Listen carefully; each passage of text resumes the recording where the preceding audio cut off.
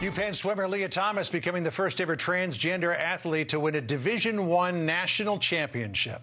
Was pushed over the first 350 meters. Thomas wins the NCAA championship. Ended up very close for second, with Wyatt taking it ahead of a late charge from Erica Sullivan in third. The cheers much louder for the runner-up than for Thomas. Thomas' accomplishment only adding to the big question, should she have been allowed to compete in the first place?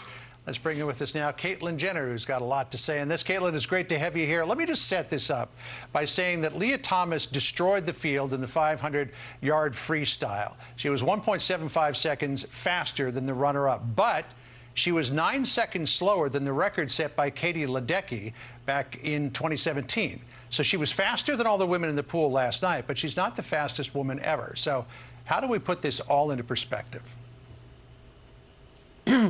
I think she was probably taking it very easy in the race because she knew the world was watching, and she's just going to go fast enough to be able to win the race.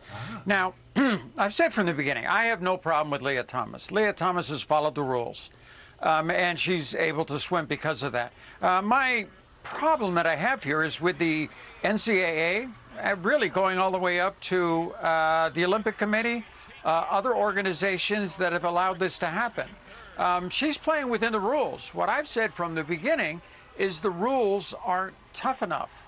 Just being on testosterone depressants for a year or two, whatever the rules are right now, because they keep changing, obviously is not enough. Leah Thomas just dominated in the pool, and I'm sure she took it quite easily because she didn't want to win by too much. So, yeah, that's kind of where we're at right now. And honestly, I mean, I keep dealing with this stuff all the time.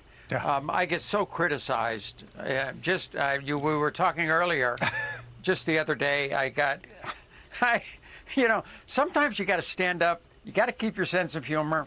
And there was this Pink News in the UK, an LGBT publication, and there was this Emily Chuddy who wrote this article really putting me down from my stance on a lot of these things and say I was anti-trans and on and on and on.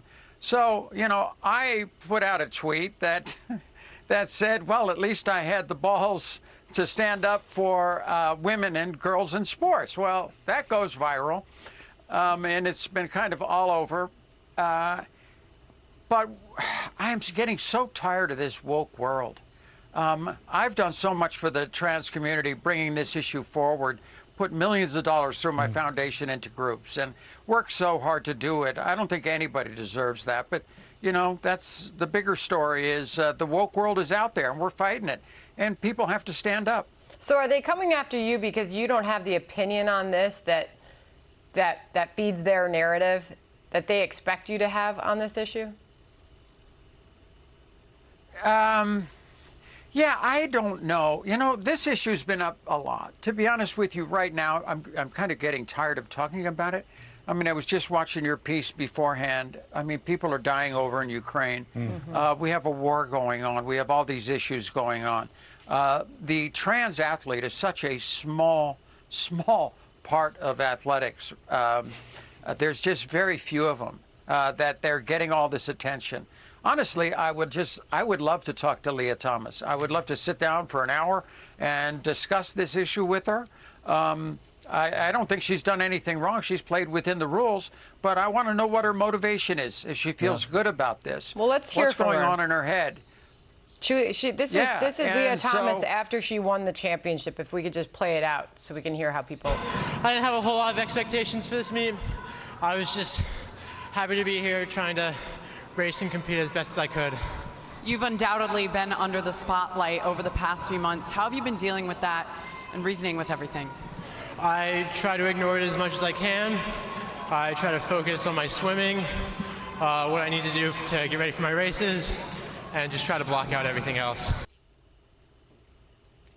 So that was Leah Thomas responding after winning the championship. Okay, I get that. She's trying to block it all out, but it's almost impossible to block that stuff out that she's doing. I respect her 100%, and you know, we live in a free country. To be able to live your life authentically has been the greatest gift in my life. And I hope it is the best for her. But also with that comes some integrity about what you're doing. She can't block it all out because obviously I think she could have swam that race a lot faster. And she didn't because she didn't want to get too much attention. If she, you know, so yeah, we'll see how it all works out. I would just love to have the opportunity to talk to her and find out what's in her head. That would be an interesting conversation to have. You know, the NCAA said that it was going to adopt new rules on testosterone levels, which it decided to shelve, saying that to do that in midseason, make a change, would be unfair to trans athletes who are already competing. But here's what Martina Navratilova said. Biologically, Leah holds an unfair advantage over the competition in the women's category, as evidenced by her rankings that have bounced from number 462 as a male to number 1 as a female. Maybe put an asterisk there. Do you believe that this season will forever have an asterisk attached to it? I don't think it's, I mean, it's something I think that needs to be looked into. You know, this whole trans athlete thing is just, you know, I know Kristi Noem in South Dakota banned trans athletes in South Dakota. I don't think she had any, so it wasn't like a big ban. I might have had one. But when you ban it like that and you go across the board, what about this subject is so much bigger than that. When you're banning trans athletes, you're banning about female to male trans athletes. It's about what I've heard, don't hold me on these numbers, but about 49% of trans athletes or trans people are female to male. 51% are male to female. We only hear about the male to female. We never hear about the other side. So banning all trans athletes, that's not fair. It just, we have to look into it. This is really needs to be done on an individual basis, and it needs to be done properly. And I mean, sports is good. Everybody deserves to be able to compete in sports. As you have said many times, there's no easy answer to this, but you don't believe this particular instance is fair. Caitlyn, real quick, we've got to go, but did you try to reach out to Leah Thomas and ask her to sit down with you? I'm sorry, what was that? Did you ask Leah Thomas if she'd sit down and talk with you or take a phone call? Yeah, you know. She said no? I don't know. We'll just got to see how it works out. Okay. Yeah. All right. Well, we're just going to see how it works out. The invitation is there. Caitlyn, as always, thank you for joining us today. Really appreciate you coming on at short notice. Always good to be with you guys. Thank you very much. Thanks so much.